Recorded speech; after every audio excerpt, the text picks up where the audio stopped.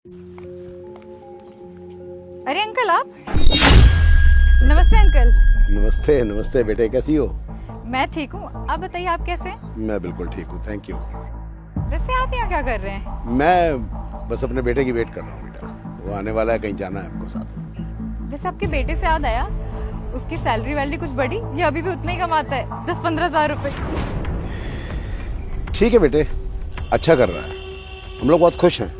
वैसे अंकल एक बात बोलूं, बुरा मत मानना, बहुत अच्छा हुआ कि मैंने आपके बेटे से शादी नहीं करी। आप वैसे भी मेरे पापा की कंपनी में एक मामूली से मैनेजर ही तो थे।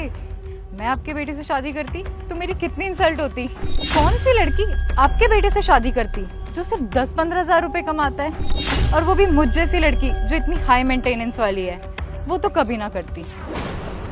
कोई बात नहीं बेटे, वक्त वक्त की बात है। तुम्हारे पापा से मेरे बॉस ही नहीं थे, मेरे बहुत अच्छे दोस्त भी थे, और तुम्हें मैंने बचपन से बड़े होते देखा,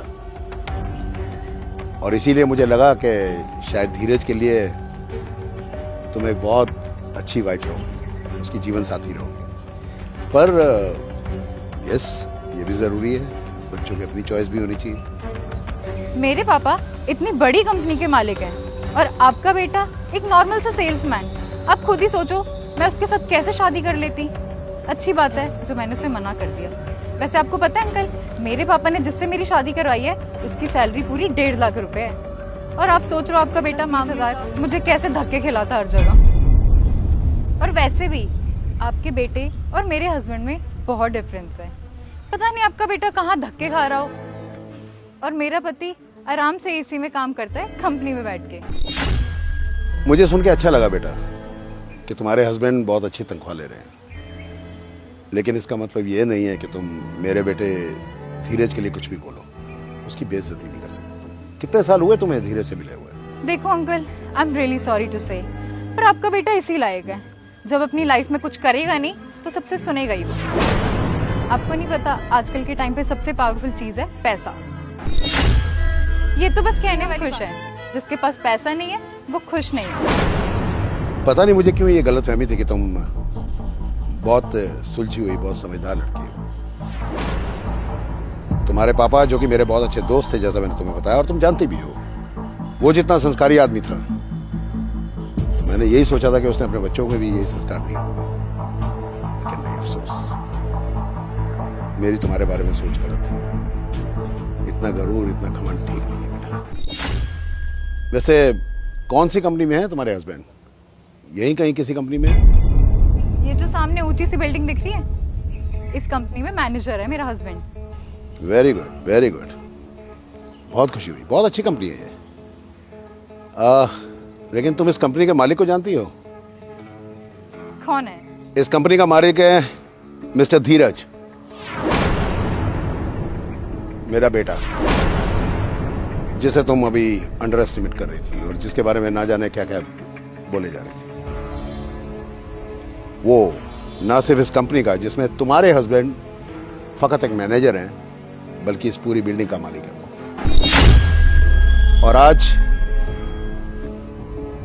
उसकी क्वालिफिकेशंस, उसकी एजुकेशन और उसकी ईमानदारी, उसकी मेहनत की वजह से न जाने कितने ही मैनेजर्स और जनरल मैनेजर्स उसके अंडर काम करते हैं, वो उन्हें तनख्वाहें देते हैं। लेकिन बिना सोचे समझे किसी के बारे में कोई कटाक्ष करना, कोई कमेंट करना, ये अच्छी बात नहीं है।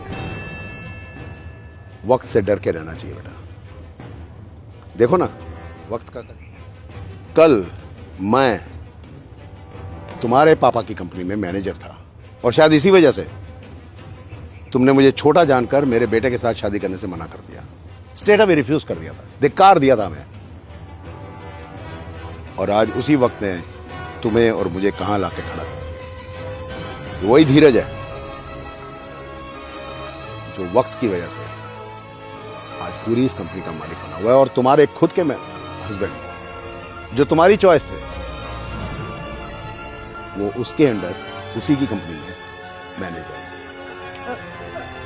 I'm sorry अंकल, मुझे नहीं पता था कि आपके बेटे ने इतनी तरक्की कर ली है।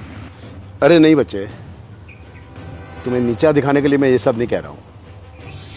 मैं तो सिर्फ तुम्हें एहसास करवाना चाहता हूं कि हर इंसान एक पर्पस के लिए आता है यहाँ पर, और अगर वो अपनी मेहनत से अपनी ईमानदारी से कुछ पैसा कमाता है और तरक्की करता है, जैसा मेरे बेटे धीरज ने की, तो उसमें घमंड नहीं, गर्व किया जाता है। Sorry uncle. पापा बोला तो था आपको कि अंदर आ जाओ, आप यहाँ पे वेट कर रहे हो। अरे नहीं बेटा, मैं तो यही वेट कर रहा था। तुमने कहा था अभी 5-7 मिनट लगेंगे, तो मैं यहीं खड़ा था, बट इतने में निधि बिटिया मिल गई। अरे पहचाना नहीं क्या? मेरे बॉस की बिटिया निधि। अच्छा अच्छा, हाय निधि। हाय। और देखो इत्तेफाक देखो, अपनी निधि के हस्बैंड भी तुम्हारी कंपनी में मैनेजर हैं। अरे वाह, ये तो बहुत अच्छी बात है, मुझे तो पता ही नहीं था। कभी बुलाओ इनको डिनर पे। हाँ हाँ, क्यों नहीं क्यों नहीं, अब तो मुलाकात होती रहेगी। अच्छा बेटा, हमें कहीं निकलना है, फिर मिलेंगे।